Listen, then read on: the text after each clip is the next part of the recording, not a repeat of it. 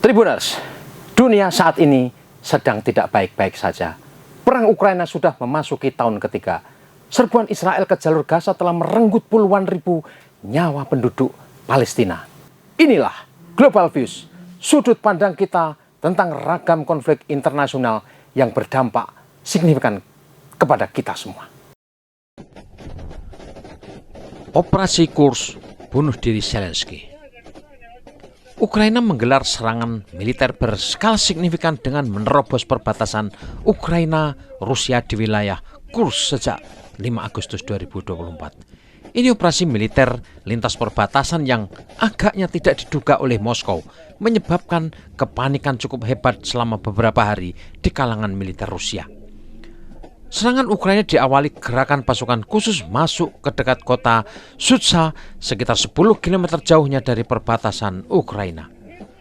Tidak muncul di pemberitaan media arus utama Rusia, serangan Ukraina menyebabkan ratusan tentara Rusia di Kurs menyerah atau terbunuh dalam pertempuran. Kerusakan kendaraan tempur di pihak Rusia juga signifikan, seperti foto, video yang beredar dan klaim-klaim pihak Ukraina yang terlibat pertempuran di garis depan. Presiden Rusia Vladimir Putin menuduh Kiev melakukan provokasi skala besar dan tentara Ukraina menembak membabi buta ke warga sipil Rusia di Kurs.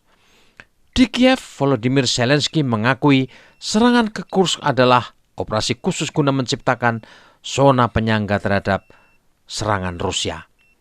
Zelensky mengklaim pasukan Kiev sempat merebut wilayah seluas 1.250 km persegi dan 92 permukiman di Kurs sejak dimulainya serangan itu.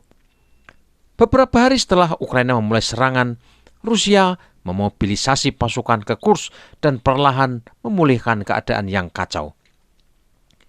Per 26 Agustus 2024, Kementerian Pertahanan Rusia menyatakan Ukraina kehilangan lebih dari 6.200 prajuritnya dan 73 tank, 33 kendaraan tempur infanteri, 61 kendaraan pengangkut personil, 404 kendaraan tempur lainnya di Kurs.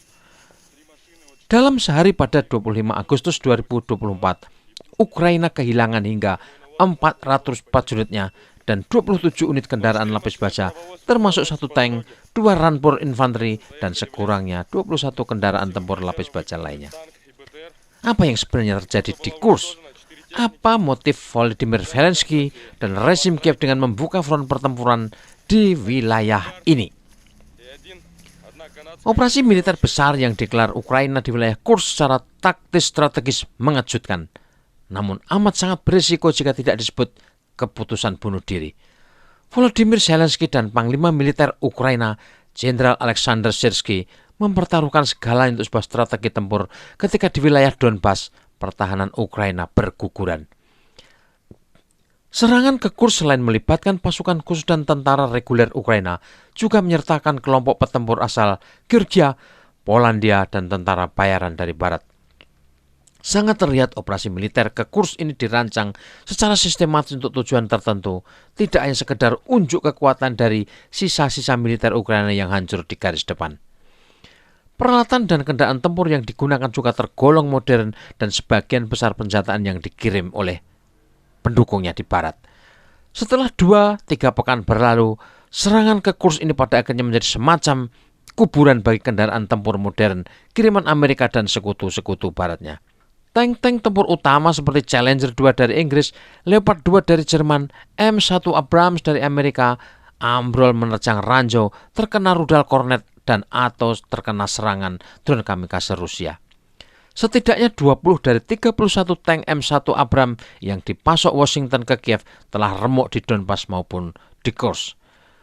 Pasukan Rusia juga menghancurkan setidaknya 3 sistem artileri roket jarak jauh HIMARS yang dipakai mendukung serangan darat Kurs. Kendaraan-kendaraan penyerang seperti Stryker kiriman Amerika, Marder buatan Jerman, Bradley produk Amerika, dan MRAP Kirpi buatan Turki kini juga banyak yang jadi rongsokan di medan Kurs. Meski sempat mengejutkan Moskow, serangan militer lintas perbatasan ke Kurs pada akhirnya menunjukkan kegagalan melengkapi kisah hancurnya garis pertahanan Ukraina di Donbas. Sebelum operasi Kurs dilancarkan, Ukraina ada di momen-momen genting ketika mereka kehilangan kota New York di sebelah timur Gorlovka di wilayah Donbas. Pasukan Ukraina mundur dan tentara Rusia terus mendesak masuk semakin dalam ke wilayah Ukraina dan menuju ke Kiev. Semua desa di sekitar Selano, termasuk Orlovka, Nikolevka, Severno, Sergevka dan sekitarnya kini berada dalam kontrol pasukan Rusia. Di sektor Ugledar, pasukan Rusia mampu meningkatkan posisi mereka di sekitar Konstantinovka dan Votiano. Pasukan Kiev juga mengalami kesulitan di sekitar kota Khasovyar di timur Artemovsk. Secara sederhana, keputusan Volodymyr Zelensky menyerang wilayah Kursk, Rusia bisa diperkirakan sebagai cara mengalihkan sekaligus memantik perhatian sponsor barat mereka. Kiev ingin menunjukkan kekuatan mereka masih ada guna melawan penetrasi Rusia yang semakin dalam dan dominan. Zelensky dan para pembantu utamanya berusaha keras menggunakan keberhasilan Kursk sebagai alat tawar menuju pengakhiran perang versi Ukraina. Rezim Kiev ingin menggambarkan diri mereka di hadapan Barat sebagai pihak yang terus mengambil inisiatif dalam konflik panjang ini.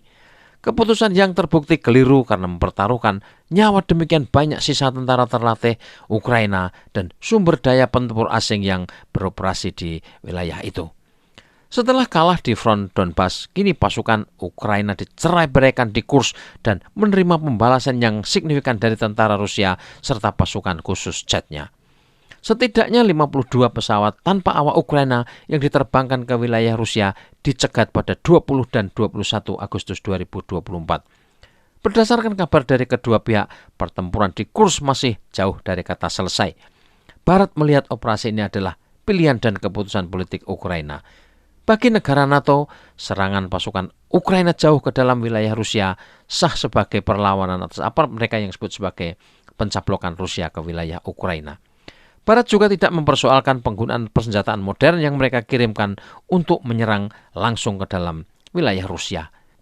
Bagi Washington dan markas Uni Eropa serta NATO di Brussel, penggunaan persenjataan yang dikirim ke Ukraina itu sepenuhnya menjadi tanggung jawab Kiev. Ini adalah reaksi paling nyata ketika Barat tanpa malu-malu lagi memperlihatkan kemauannya untuk mempertahankan perang selama mungkin melawan Rusia lewat proksi Ukraina. Titik krisis baru kini muncul di perbatasan Ukraina-Belarusia. Pemerintah Kiev menuntut Belarusia menarik mundur pasukan dari dekat perbatasan Ukraina. Militer Belarusia saat ini memobilisasi dan mengkonsentrasikan pasukannya dalam jumlah besar di seberang perbatasan Ukraina di wilayah Gomel. Peringatan terbaru dari Ukraina tersebut muncul menyusul 2 minggu penuh retorika tajam dan saling tuduh di antara kedua negara. Hal ini terjadi pada saat Rusia yang menganggap Belarusia sebagai sekutunya yang paling setia telah mengancam akan memberikan tanggapan tegas terhadap serangan Ukraina ke Kursk. Ketegangan Ukraina Belarusia di perbatasan jika pecah bisulnya diyakini akan memantik front perang baru yang akan memperparah konflik di Ukraina dan Eropa. Para pejabat Ukraina memberi peringatan agar Belarusia tidak membuat kesalahan yang akan berakhir tragis bagi mereka. Ukraina mengatakan pasukan Belarusia serta tentara bayaran grup Wagner Rusia telah berbaris di dekat perbatasan kedua negara. Ukraina dan Belarusia berbagi garis perbatasan sepanjang 1084 km. Secara politik, Belarusia mendukung penuh Rusia meski tidak ikut serta dalam operasi militer Rusia ke Ukraina. Kedekatan Vladimir Putin dan Alexander Lukashenko sudah dikenal luas dan kedua negara telah menaikkan fakta kerjasama militer yang sangat kuat. Tribuners, operasi militer Ukraina ke wilayah Kursk, Rusia adalah terobosan politik yang cukup mengejutkan dari Kiev yang membuka mata atas sejumlah kelemahan Rusia di garis perbatasannya dengan Ukraina. Kebocoran perbatasan ini mungkin berdampak bagi Vladimir Putin, tapi tidak terlampau signifikan dilihat dari kemajuan penting di berbagai front di wilayah Donbas. Volodymyr Zelensky dan pemimpin militer Ukraina sedikit saja memetik keunggulan citra atas operasi ini dan realitasnya mereka menderita banyak kerugian sumber daya, material maupun personal. Kehilangan ribuan tentara terlatih di Kursk dan ini akan semakin memperlemah garis pertahanan Ukraina di berbagai tempat di front timur.